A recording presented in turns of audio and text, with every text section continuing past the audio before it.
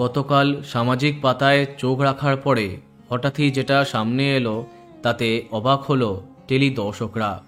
অভিনেতা সুদীপ মুখার্জির সাথে দীর্ঘ 10 বছরের সংসার ভাঙার কথা জানান তার স্ত্রী পৃথা চক্রবর্তী।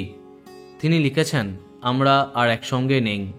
আমি আর সুদীপ আইনিভাবে বিবাহ বিচ্ছেদ নিয়েছি, তবে সারা জীবন আমরা বন্ধু থাকব। এরপরে সামাজিক মাধ্যম তোলপাড়।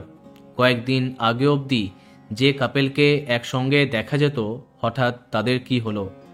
বর্তমানে 2 সন্তানের সঙ্গে সুদীপ পৃথার সুখের সংসার। হঠাৎ কার জন্য বা কিসের জন্য তারা আলাদা হবার সিদ্ধান্ত নিয়েছেন সেটা জানতেই সবার কৌতূহল।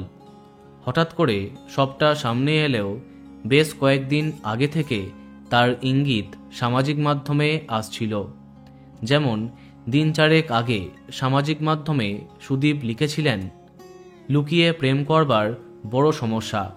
ধরা পড়ার ভয়ে অন্ধকার ঘরে লুকিয়ে থাকতে হয়, কিন্তু দরজার বাইরে যে জুতো সে বেচারা লুকোবে কোথায়। এক বন্ধুর অভিজ্ঞতা। কার অভিজ্ঞতার কথা তিনি লিখেছেন তা তিনি জানাননি, তবে সামাজিক মাধ্যমে ইতিমধ্যে এই নিয়ে চর্চা আরম্ভ হয়েছে। তাহলে কি পৃথার গোপন প্রেমের কথাই তিনি জানাতে চেয়েছেন? সেই কারণেই কি এই বিচ্ছেদ?